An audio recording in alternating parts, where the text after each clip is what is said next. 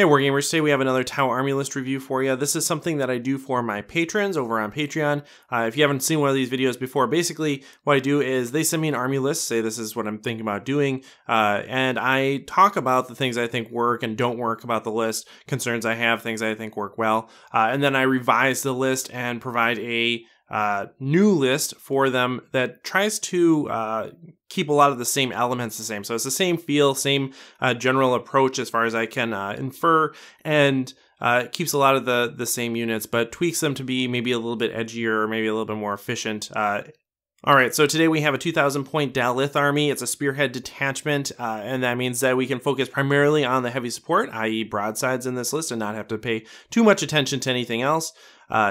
For HQ, we have a Counter Fireblade, always a great choice, a good support unit for both infantry, but also for your army in general, because it's a reliable marker light source. It has two drones. It has a gun drone and a shield drone. This is something that I generally advise against, is bringing just two drones on a character like this, because they're easy kill points, and they kind of just hang around. So especially in this case, I would either, if you were to bring drones, I'd either bring two gun drones or two shield drones. But overall, I would just kind of shy away from the drones here. There's plenty of drones in this list, and really, if we're doing this with multiple units like we are on this list, I'd rather just consolidate those into a single tactical drone unit and be able to deep strike them wherever I need them.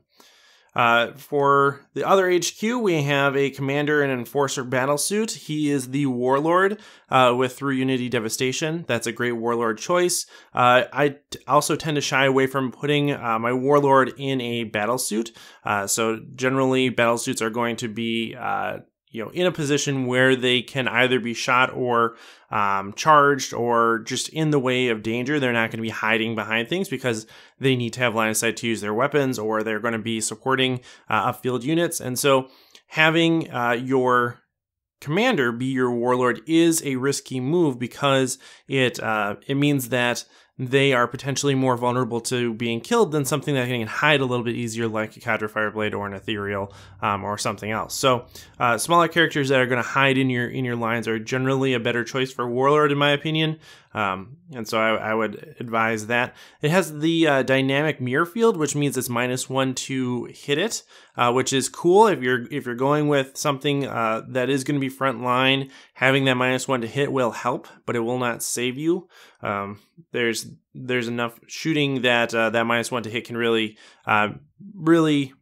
help, but not change the outcome overall, because you'll just get whittled away eventually.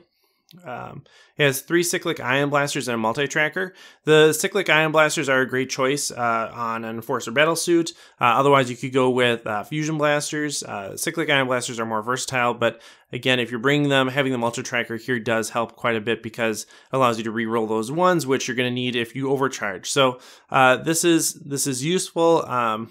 And I think if you're bringing your commander to kind of be a brawler unit on the front line, this is a fairly good loadout. It has 2 shield drones, which are going to be useful if you're wanting to deep strike him. This means that you can deep strike him, and he has built-in target priority, meaning that once he deep strikes, you put those drones in front of him. Your opponent can't shoot the commander immediately. They have to go through the drones first. So that is useful there. For troops, we have 2 10-man units of Fire Warriors, or rather a 9-man unit and a 10-man unit. They each have two drones with them. One has 2 shield drones and one has 2 marker drones. The thing here again is if I'm having these extra drones in here, I'd rather just consolidate them into a tactical drone unit. That way I can deep strike them wherever I need them. They can go and deploy wherever I need them to be. They don't have to be tied directly to those Fire Warriors, which are not actually going to be using Savior Protocols. You never want to use Savior Protocols on a Fire Warrior unless it's like super dire for some reason. But overall, they're not worth it. You want to use that on your battlesuits, and so we want those drones to be near those battlesuits, and tactical drones are a way to do that. The strike team also has 2 marker drones, which are good. They're not going to pull a lot of weight, right? So they're going to be hitting on 5s, and so they're not a reliable source of marker lights. you have other sources of marker lights in this list that I think are going to do better. So I might switch those to shield drones if I were going to keep them. For elites, we have a unit of Crisis Battlesuits. Crisis Battlesuits are a controversial choice, I think, but overall I still like them. I still think they have a lot of utility because they can bring some really powerful weapons to bear if they are properly supported. So we have 2 cyclic ion blasters on each and a fusion blaster. That is a loadout. That's the loadout that I'm using with Crisis Suits. If I'm bringing them, I think that's a really balanced approach. You get the versatility of the ion blaster, you get the punch of the fusion blaster, and I think that works out fairly well.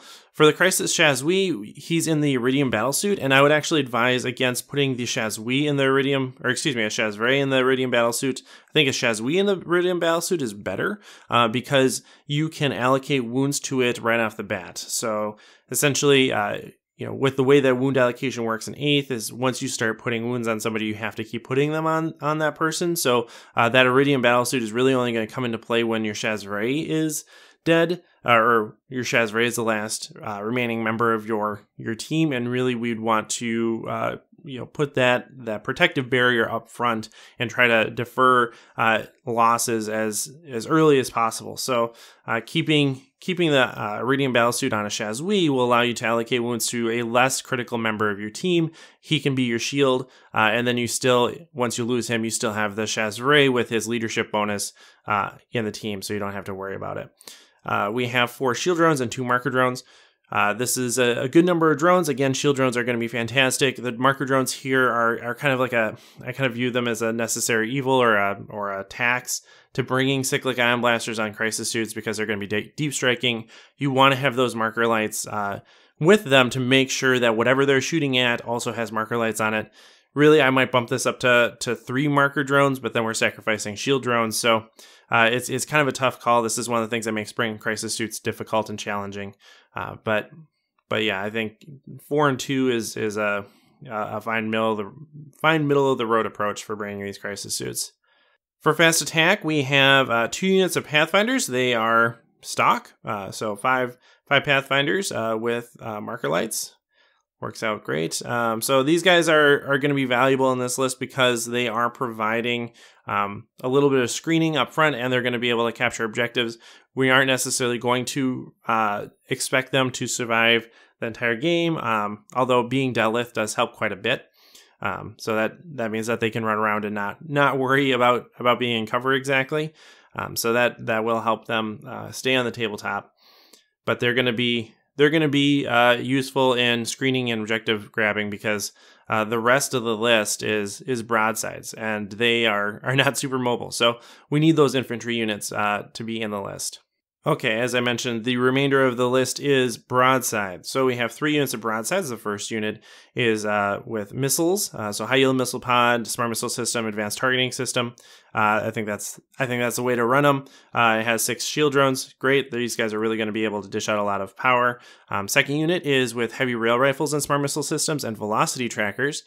This is another great way to run them. The rail rifle does not really need the advanced targeting system, so the velocity tracker is a good choice here. It's going to improve your ballistic skill against things with fly, and there's a lot of that. So this is useful, especially the smart missile systems. I don't think an army can have enough smart missile systems. Well, within reason, right? Like I'm not bringing the support turrets or anything like that, but smart missiles are a fantastic weapon choice, and so bringing those is basically your default option on broadsides, and then the heavy rail rifle is fine. I think a lot of people would tend to go towards pure missiles, but considering the rest of this army composition, heavy rail rifles are going to be a niche choice that is going to work out pretty well, I think, overall in the meta. The third unit is, again, back to the missile loadout. So high yield missile pod, smart missile system, advanced targeting with 6 shield drones. Overall, good drones. We have a lot of drones here that's going to be necessary to keep these guys alive. This army is going to be deployed in a castle, right? So it's going to have all your broadsides centrally located for the most part, and they're going to be screened by your Pathfinders and Fire Warriors that are going to be supported by your Cadre Fireblade, and then you have your Enforcer and your Crisis Suits that are going to be kind of your upfield units. And I like that. I think, on the surface, I think this has, some tactical flexibility, has some ability to deal with a diversity of army types. And overall, this seems like it's, fairly coherent list, and there's a lot of positive things about it. The things that I think are weaker about it, generally taking Daleth is going to be a suboptimal choice given this number of broadsides. We have so many broadsides. We have 9 broadsides, and they are not going to be benefiting a ton from Daleth. I mean, they'll be benefiting some, but they're going to be standing still. And the thing that makes broadsides durable and stay on the board is not their armor save, but it's their ability to take drones. So the drones are really what's going to be making things stay alive, and they're going to be dying via mortal wounds, via Saver Protocol, and so having a cover save is not necessarily going to be very useful for them. The thing where it does come in handy, though, is if your opponent tries to shoot the drones off the board, having the drones automatically have cover is something, right? It's going to make them a little bit more durable to that, but overall, it's probably not going to be an issue. They're probably going to be focusing on the broadsides and not really using that. The things that benefit more from this are the Pathfinders and the infantry, the Crisis Suits, but they're going to be running around. The whole point of them is that they're going to be running around, and that's going to make it challenging to actually utilize the Daleth Sept tenet. So overall, I think Daleth is a little bit of a misstep here. I see the benefits of it, but I think in practice it's not going to work out quite as well as it would on paper. It also means that you can't take Shadow Sun, which is going to be huge. It gives you an additional turn of Cow Yun and allows your broadsides really to hit hard. So when I do this revision, it's going to be a Tau Sept list. I think there's just too many benefits to doing that in this list. You bring Shadow Sun, you have your Overwatches on 5s because you're definitely going to be castling with these broadsides. So I think Tau list is really going to be the stronger choice here. You could maintain it as a Daleth Sept detachment and do pretty much the same thing as the revision that I'm going to show you, but overall I think Tau is going to be the better choice. So that's the way that we're going to talk about it. All right, so let's go on to the revised list. All right, this is a revised list, and it's still 2,000 point list, still a single detachment, but it's a battalion detachment, and there's a huge difference in CP generation between a battalion and a spearhead, so we're going to have more command points in order to buff our units. All right, so we have that Cadre Fireblade. He is our warlord now, just as we talked about before. He's going to have 3 Unity Devastation. That means that he's going to be able to pick a target and then say, hey, you're going to die. And then everybody who shoots at him, if they get a 6 to wound, they're going to add 1 to their AP, which is going to be so sweet, considering the number of shots in this list. We have Commander Shadow Sun, which is, again, going to be a huge benefit to those broadsides. It's going to allow you to reroll all your misses for 2 turns in a row, and it's not going to be a huge opportunity cost because they are not going to be running around the board. They're going to be more or less stationary throughout the game, and so calling Cow Yun twice is not going to impede your strategy overall. So really a huge force multiplier here with Shadow Sun at a really good price tag too, 110 points. Then I have an Ethereal. The Ethereal is going to be our 3rd HQ choice, and the Ethereal is there to help keep your drones on the table and also give you a nice blanket of feel no pain if that's what you want to do. So really, the Ethereal is there to support and kind of tie all these units together and keep them on the board a little bit longer. I think this is actually a better way of increasing the durability of this army list overall compared to the Daleth Sept tenet. For troops, we have 3 5-man units of strike teams. That's minimum, of course. For elites, we have 2 Fireside Marksmen. These are going to be primarily our secondary marker light source. So we have the Cadre Fireblade, and these 2 guys, they're going to be primarily what we're looking at for marker light support. We do maintain the Pathfinders in this list, and they're going to be able to supplement them, but they are going to have some other obligations and or will die, and so we need to have these more stable marker light sources in the list as well. We also have that unit of Crisis Battlesuits, but instead of having the cyclic ion blasters, I've just pushed these to have fusion blasters instead. The main reason for this is just because of the overall build of the list. I think a lot of the things that we'd be using the cyclic ion blasters for, we have the broadsides to take care of. The high yield missile pod has a similar profile, and so we're going to be able to do a lot of what we would do with the cyclic ion blaster with the high yield missile pods. And then if we're looking for something with a little bit more punch, the fusion blaster is really going to be a stronger choice in a lot of cases. So fusion blaster is going to be useful here. And so we have 3 fusion blasters on each of them, and then again the iridium suit is on just a Shazui and not the Shazray in order to maintain leadership benefits while still being able to allocate wounds to a iridium suit on a 2-up save. So that's the idea there. We have our 6 shield drones. For fast attack, we do maintain those 2 Pathfinder units and have a unit of tactical drones. So some of those drones that we took off of characters, we've consolidated into a single tactical drone unit of 4 shield drones. And then the heavy support choices are essentially the same. So we have 1 unit of broadsides with missile pods and advanced targeting, shield drones. We have a unit of heavy rail rifle, velocity tracker, smart missile system broadsides with shield drones, and we have a unit of high yield missile pods, smart missile system, and advanced targeting system broadsides as well with shield drones. So that's the revised list. I think overall this is going to play in a lot of the same ways. It's going to have a lot of the same kind of tactics involved, but the castle is going to be more robust, and your defensive capabilities are going to be greater, and your offensive capabilities are going to be more vigorous. We'll say vigorous, reliable, perhaps. So that's the overall revision. Yeah, ignore it. So it says spearhead detachment up here. I just didn't change the thing. In the list, both the revised list and the original list, those will be posted on the Invasive Wargaming Facebook page for you to take a look at and peruse at your leisure.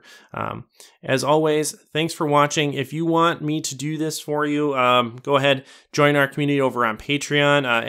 Any support level is eligible for me to do this type of video for you guys. So I'm happy to do it. And yeah, as always, thanks for watching and happy wargaming.